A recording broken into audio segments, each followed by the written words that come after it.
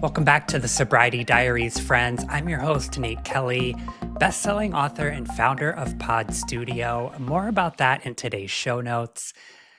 But let's get down to business. I'm here today with Krystal Harrington. Krystal is a sober mom, a recovery advocate, a recent graduate with a social services degree, uh, aspirations to dive into wellness counseling. She's a busy woman. Krystal, welcome to the show. I'm so excited to dive into more. How are you today? Hi, Nate. Thank you for having me here. I'm feeling like I'm doing really well. I'm feeling really good. Excited to be here and share a little bit about my journey. Yeah, Yes. thank you again. Krystal and I crossed paths. We were both a part of an online recovery event for Empowered to Recover, which hosts events all over Canada. Jay and Brooke and the team are doing amazing things. And Krystal volunteered to come on the show. She's got a great share, she's got a great story. So thanks again for making time for us today. Yeah, of course. That was I'll have to say I was super nervous that day and sharing my story went so quick. I know. Reading or watching it over again. I was like, Yeah. my gosh. I try to set a timer if I remember because everything just feels like a blur. It could be 90 seconds and it feels like 10 minutes sometimes, or vice versa, and I never know. So I try to set a timer, which I forgot to do that day, but I think I came right in on time, which was a miracle. Yeah, you really inspired me. I really enjoyed listening to your story. Oh, And then I was like, hey, I want to do some work with you. You just thank you. empowered me to want to like do more, right? This is my passion. This is what gets me excited is sharing and helping others and inspiring others. And it's just like I don't know like much about being like in this light sort of thing, Yeah. right? So this is something newer for me. And just like I said, you definitely inspired me when I was there that day. I was like, oh, his story Oh, is so touching. It thank was amazing. you. That means a Yeah. lot. And you know what? The beauty of this sort of niche, or us sharing our story and hopefully helping other people, is that our own experience is enough. Our Yeah. own experience is what usually inspires people or motivates people to perhaps, seek a path to recovery. It's not like we have to study or, learn tips and tricks. It's typically just our own lived experience. So uh, Yeah. that's what we try to do here on the Sobriety Diaries. I definitely want to talk about getting to a point in your recovery where now you're comfortable helping others or sharing your story and the life coaching. But I do always like to share or start with asking you to share a bit about your own journey and maybe what things were like in the throes of addiction, or what prompted you to seek a path to recovery, and now this journey that you've been on, and the Moms Unite group, and things like that. But let's start with your own journey. I'll let you sort of pick it up wherever it makes sense to start the tale. Yeah. Okay. Thank you. For me, like I I started using alcohol. First it was like nicotine, right? Like I started smoking when I was about 15 years old. And I'm 39 now. And so I quickly started smoking weed, drinking with friends. And then it turned into some harder drugs by the time I was about 16. Tried acid for my first time. And literally that changed my whole perspective on life. Then I thought life was a party, and that's all I wanted to do. And I went through my teen years basically partying. I dropped out of high, well, actually, I got kicked out of high school twice because I missed so many days in one year. I would Ooh. like it was bad. Like I would pretend that I was going to school, but I was hiding in the garage of my parents' house, and not going to school and sleeping all day. And then they thought, like I was living one big lie. And Wow. then Did you have when I was about siblings? 7, I do. I have a twin brother and an older sister. Okay. Um, And was twin brother and kind so, of more rule abiding, or were yes, you guys in it together? no, it was just me. I was the black sheep of the Right. family, as one would say. Yeah. So I went to my brother's graduation, and as a twin, like I was supposed to be graduating with him, Yeah, but I didn't, and that sucked. I think that had an impact on where I was at within my own mental health and my recovery back at that time. sure. Or not my recovery, my addiction. I think throughout my teen years too, I often got bullied for things that I did, um, whether it be like trying things like sexually with guys, and then people finding out and kind of using that against me. So that stems from like me escaping that and finding a whole new group of friends. And then that group of friends, they were into the harder drugs and they were into skipping school and they were into, so I quickly fell into that. Um, I started dating somebody when I was 16 and he was 21. And it wasn't a very good relationship. We were together for about 5 years, but he was also a drug dealer. So Wow. for me, um, I tried my first line of cocaine when I was probably 17, and it quickly spiraled into being a full-blown cocaine addict. Well, there's Um, an endless supply, right? there was an endless supply, and he cheated on me. And I was Ah, like, oh, the bag is mine now. yes. I really manipulated him and used that as a thing to escape that hurt, right? Now that I look back, I can see all of that. But so my 20th birthday, or no, I think it was my 19th birthday, either 19 or 20. My niece broke my nose. And I was up for a couple of days. And at this point in time, I was probably about 90 pounds, soaking wet, like scabs on me. I didn't look well. I looked really sick, right? I was really sick. Yeah. Um, and so I went to the nose doctor about 7 days later, and he's like, "Your nose is the worst nose I've ever seen." So any cartilage that was left in my nose exploded when she headbutted me. She did it by accident, blowing out my Wow. birthday candles. Oh.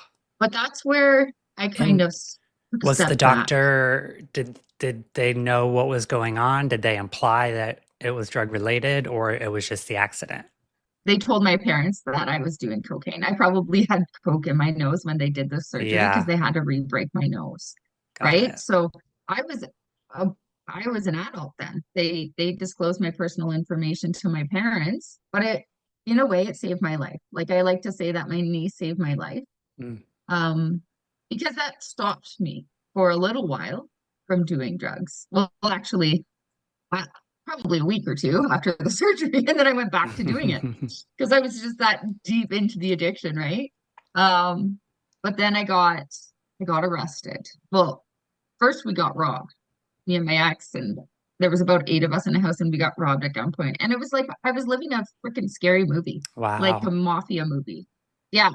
Some of the craziest shit that I experienced in my life were in those times. Um, just there was two robberies, there was like guns, there was knives. It was scary. Traumed me out big time. It But was I didn't it ever deal with it. That's so funny. My sister and I were on sort of like a mini road trip this past weekend. Or yep, we got home yesterday. And we were talking about like what is our worst nightmare? And I said like a home invasion or being robbed Yeah. at gunpoint. Probably my worst nightmare. So there's now it sounds like Yeah. you're adding trauma too, on this already Yeah. um, sort of broken child, maybe. Yeah. Yeah. Absolutely. I was completely broken child. I didn't know what I know now and the Mm, work that I've done now. But you know, my sister, so just after that robbery, we got arrested. Me and my ex-boyfriend, we got kicked out of his parents' house. We were at the beach one day. I grew up in Innisfil, Ontario. So we were at the beach and his the cops came and I was trying to wake him up. and they arrested us. And I called my sister, and she's like, if you continue to do this, you're not going to see your niece and nephew anymore. If you're going to continue to see him and do this, live this lifestyle, you're not going to see them. So I said, okay, enough is enough. And I quit doing coke for about 3 months. Gained 40 pounds. I left that relationship. I started getting more attention from men and going to the bars. I was drinking more. My life again became unmanageable with the alcohol. So I went from one to the next extreme. Um, and then I started working in bars. I was a bartender for about 5 years. And in that time, it was a big party, right? Everybody's just drinking. I was allowed to drink at work. I was a night bartender. It just followed me. Yeah. Um, it's, and it was crazy. So my sister got me a job working for Sun Media, which was the newspaper company in Ontario. And then I was laying out newspapers and classified pages, coming into work hungover. I was hurting like so bad. And that went on for about 7 years, where I would like go from that job to going back to bartending, to go back to that job, to going back to bartending. And I moved out to Alberta and I went to Fort McMurray. So that was like, first I came to Calgary and then I went to Fort Mac, and that was the worst idea that I could have ever had because it was just drug infested. Mm, And my addiction came back and found me. So I struggled for a long time. And I often felt like I needed to go to treatment, but I didn't know how to ask for help. I was so afraid to ask for help because my parents were so disappointed in me when they found out that I was doing coke, right? mm. I had been lying to them. Like I can't even imagine the pain that they felt. Um, but yeah, and then I came back to Ontario and moved in with a friend. We got a nice house, and I ended up meeting my children's father. And he and I both had similarities of our addiction. So we both like alcohol and cocaine. And so that commonality really brought us together. And it quickly led to like a really fast moving relationship, like didn't even get to know him and know Mm. who he was. And we were like moving in together. And oh, it was such a shit show. Yeah, like fat, just fast and hard and this kind of whirlwind. It sounds like Yeah. just go, And go, that's how my go. life was. Yeah. That's how my life had been. It was just almost 20 years of addiction. Yeah. Um, Almost 20 years of this like life of like partying, but not knowing, like I knew at times that I didn't want to be living a life like that. I knew at times that I probably needed some help, but again, like I said, I was afraid. Um, and then I got pregnant with my daughter, and I stopped using drugs and alcohol throughout my pregnancy. Um, and he didn't. My ex did not stop drinking. So that was really hard for me. And then I had her and I was like, man, I don't want to do this. Why do I have to do this sober? Um, and he would buy me drinks. And then she was probably 4 months old and I relapsed and I did coke again. I felt like garbage, complete garbage. But because of the addiction part, and as you know, it really affects us in our mind and the obsession. So the allergy and the obsession triggered it again. And I was off to the races of doing coke again, constantly partying. And there was a point in time that I was like, I don't want to do this anymore. And I couldn't remember sitting there with my daughter, like high, really high. And I just felt like shit. And I'm like, okay, I'm not going to live my life like this anymore. And so I quit that day. I didn't get help.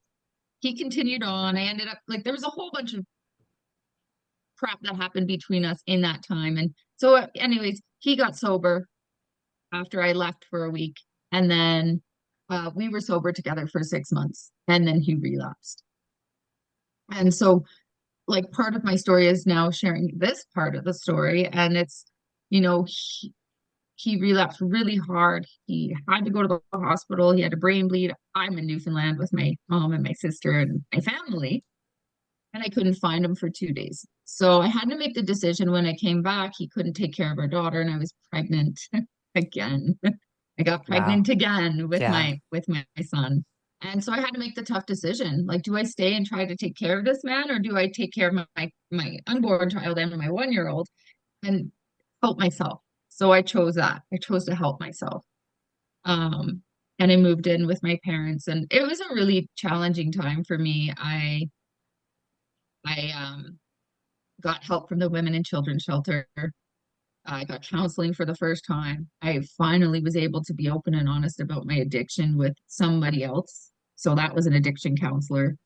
And I did the court process. So I ended up getting like full custody of my kids. He had supervised visitation, and that was hard for me. And I was clean for a year and a half. I was clean for my pregnancy, and then after my son was born, I we got into housing, and somebody offered to come over on New Year's and brought some beers over, and there I go again. I started drinking. And at this time, I didn't think that alcohol was a problem for me, Mm. right? I thought, oh, I can take it or leave it sort of thing. But so a year goes by and I relapse with cocaine again. 2.5 years clean. And do you know that feeling Shit. of like, yeah, I just fucked up. I just ruined it all. There goes my 2.5 years. Like I was devastated. I was beating myself up like you wouldn't believe. I hated myself. I didn't know who I was looking in the mirror. Was hopeless. I lost myself. Um, and I was doing what he did in a sense, what my ex had done. Yeah, I You can wanted ask. just to ask before we get too far away from the topic, I wanted to ask about Yeah, your experience with the women in children's shelter because, yeah, depending what city you're in, I think it can be a great resource, but I feel like there's still like shame associated with it or fear associated with it, for women to use that as a resource. So what was your experience like? yeah. I had an amazing experience. So I used the outreach program. I will say I didn't go to a shelter and stay there Yeah. that time. I've been to another shelter since. And the first time that I used the shelter, the outreach program, they offered me counseling. They offered me a legal advocate. Um, I could have used the shelter if I needed the shelter, but because I had a safe place to stay, but they got me in, they helped me get my support. So they gave me support with getting into housing. They gave me like all the resources that I needed to move in the right direction. And I took it and I went with it. I That's think it was the most amazing. incredible. Yeah. And honestly, that is the most that was the most powerful, empowering experience for me because that's what led me to where I wanted to be, like where I found my passion in helping others. So they really lifted me up, empowered me, gave me a voice. I was able to like share my story. So I guess I did. I shared my story on a documentary. They made a little Oh, documentary called Shelter Me, and I shared my story in that documentary. I love that. Um, yeah, and that was really cool. That was on Rogers TV probably about 4 years ago. I totally forgot about that. So yeah, I did that as well. It was just so empowering and uplifting for my soul. I needed to have those women in my life. I love that. I'm Yeah. so glad I asked about that. Keep that Yeah. always in mind. I think there are these free resources or affordable resources that are underutilized. So, so happy to hear that. Yeah. Okay, Yeah. so we're right at the or after the relapse. Yeah. So that's when I went after the relapse is when I went back to school. Somebody suggested another resource, which was called Second Career in Ontario, Canada, and you can go back to school as a mature adult for free. The government covered my funding for free. So I went back to work, school for social service work. And in that social service work, I was learning more about addiction. I was learning more about being a support worker, learning more about like child and family services. And I felt like I would be a hypocrite if I was to continue on using drugs and then working with people in that. avenue, right? I was Mm, like, that doesn't make sense. So I reached out for help again to my addiction counselor that I had had 2.5 years previous. I took a leap of faith or courage again, because I was afraid to ask for help. I was really shameful. I was embarrassed. Guilt and all that. I thought like I was the worst mom, but she definitely made me feel a lot better. And I'm glad that I did reach out. So that was in 2020, 2019, and 2020 was January, January 10th of 2020 was the last time, was the first day of my sobriety from cocaine. mhm. So I've been clean from coke for just over 4 years now, which is amazing because I surpassed my last one, but I continue Yes. on this. Yes. Yeah, I continue on this. But so I also stopped drinking for about 3 months, but then I started drinking again. And then, I went on in a new relationship with somebody. He often smoked weed, so I picked up that habit again. And I quickly saw myself in this relationship. It wasn't serving me. I was growing, he wasn't growing, sort of thing.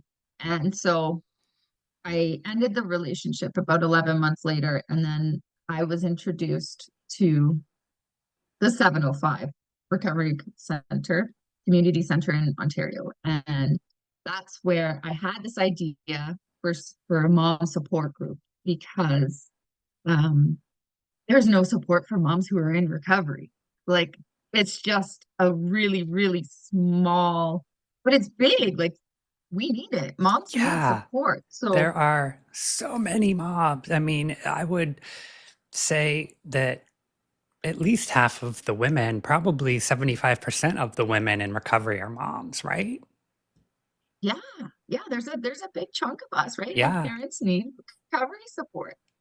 Um, And so I really felt with my social service work schooling that I was doing that I was really drawn to the 705 and I was pulled there for a reason. And I spoke with the women because I ended up doing my school practicum for them as well.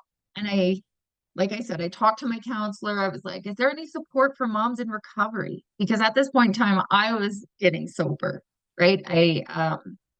I started going to meetings then and I started to learn more about addiction and it was setting into my head and I had that light bulb go off. Oh, I have an allergy. Oh, it's an obsession. Holy shit, yes. This makes sense to me. Um, that's where the light bulb clicked for me. And so yeah, I went in, started this mom support group, had a couple of moms join. Um, and then I ended up having some other things come up with my children's father. He started to come back around, and I had another relationship. It's another addiction for me.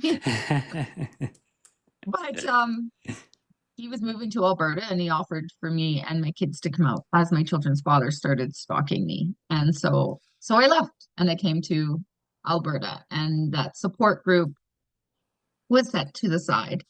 But I did started again in Alberta, just a Facebook support group. But Yeah. so far, so good. And I quit drinking. It took me a little bit after going into the rooms, but I quit drinking on February 14th of 2021. So just over 3 years of complete abstinence from all mind-altering substances now. And this journey has led me to so many different paths. Um, but like this, I'm I've been aligned to be where I'm at today. And it's because like part of my journey, I had to experience all of that, right? I had to Yeah. experience that addiction to that hardship, that pain to get to where I am today. And I feel like that's where I'm supposed to help others is to bring that my journey and share like, hey, I've been there. I can do this. You can do this. I think your story is the perfect example of, everyone, your recovery doesn't have to be linear and it doesn't have to be Yeah. point A and point B. There are going to be ups and downs. There are going to be slips or, starting and stopping of one thing. And, you know, once you remove a substance, I think we start to realize the benefits and see how it is positively impacting our life. So then we sort of take a look at other things in our life, that may be impacting us negatively and maybe focus on that. Um, I still have a nicotine addiction, but Yep. it's not ruining my life. Do I eventually want to stop? Yes, of course. But, Yeah.